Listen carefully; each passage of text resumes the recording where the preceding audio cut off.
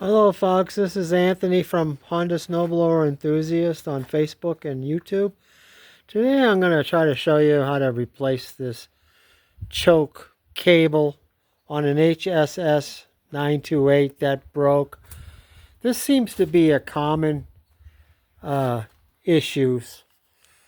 Hey, this is Anthony. I'm going to show you almost completely from the start to the finish. I'll take a little bit of shortcuts, but you'll get the gist of it. It's fairly easy.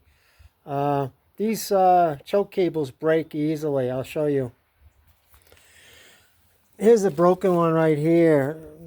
They're made out of plastic right here. This is all plastic, and there's a plastic nut that locks it down, which I'll show you in a second. I'm not sure why they break. Maybe the owners pull them out too fast or too hard or whatever. Sometimes I was told that the lock nut loosens up and then you tighten it up too much and break it. You can see it's right here, it's broken. So it needs to be replaced.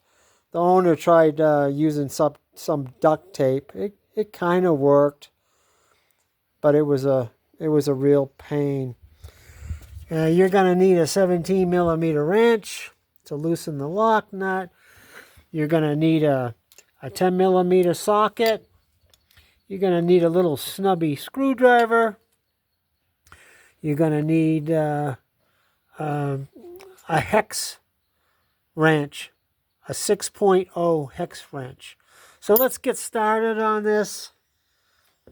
The first thing I do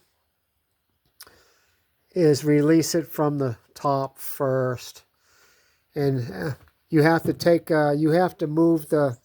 I've got it on the nose for filming purposes. It's probably easier to show you stuff.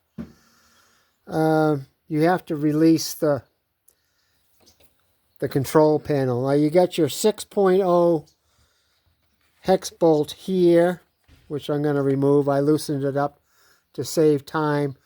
You got one over here. You got to remove the key, okay? Let me put those aside. You've got two 8 millimeter bolts right here and right over here. So you got to remove those. Let's see if I can get this with my fingers. Nope. I'm going to have to get my wrench. Okay, I got an 8 millimeter socket on my thing, my screwdriver. So I pull that off. Let's see if I can get that with one hand. Okay. Put that aside. Usually I use a magnetic tray, but I've got this pillow here that I can put everything on. So now, let's see. I get a flashlight.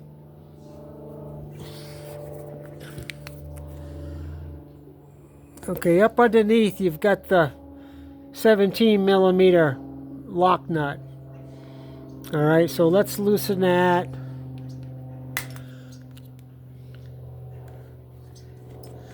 I already loosened it just to make it faster.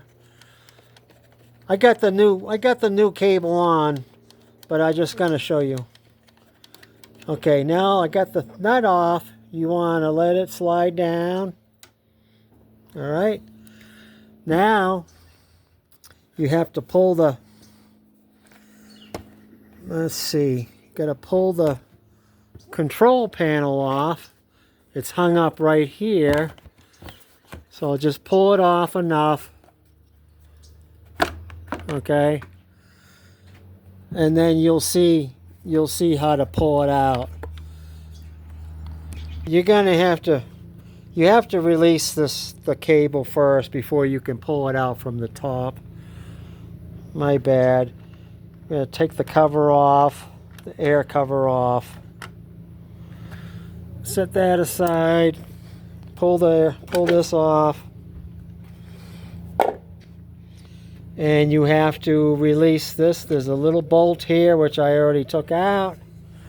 And then you have to release this. It's on there. I'm going to have to take that off.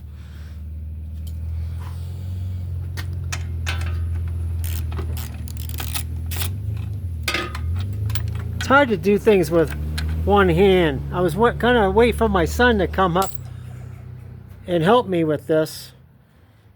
Okay, and then this pulls off. Now there's a lip. I don't know if you can see this lip. It goes under the fuel tank. So you have to pull it out at an angle. First time I did this, it took me a few minutes to figure it out. And then when you put it back on, you do it the same way. And you have to release the cable.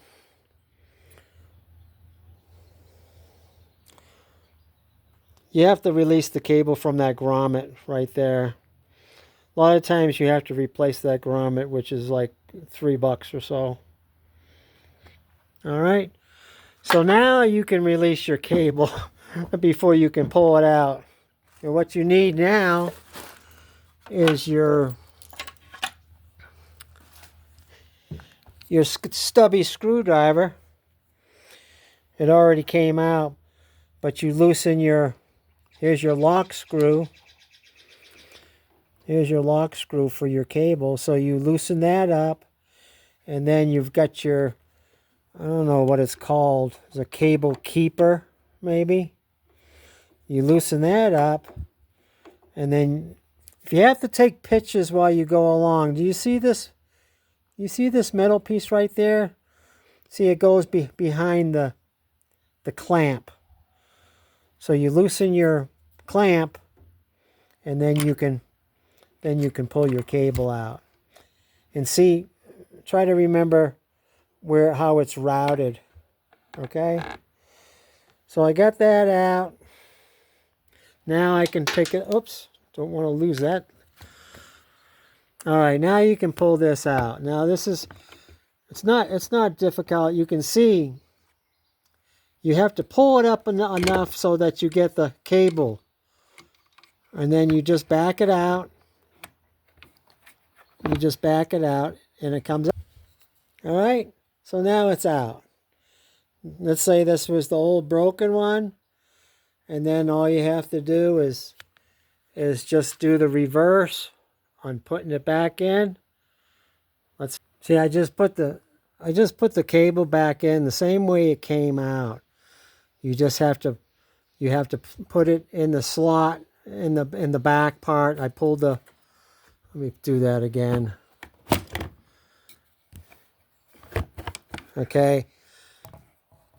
Here's where you put it in, right, this slot, and you put the cable at the end there. This is higher, and then after you've done that, then you lock it down with the lock nut. You don't want to tighten it too much and end up breaking it again.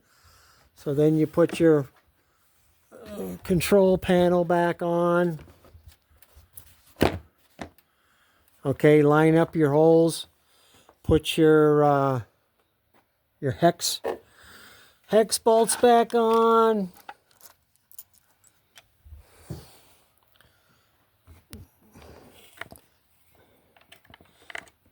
You know, I'm going to have somebody help me with this filming. I'll give you some credit on a service or a repair. So you put your hex nuts back on. You don't tighten them up yet. And then you line up for your 8mm, 8 millimeter little bolts on both sides here. Once you get them started, then you can tighten them up, okay? You can put your key back on. Now, when you put your cable in, what I do is I put it through the back slot first.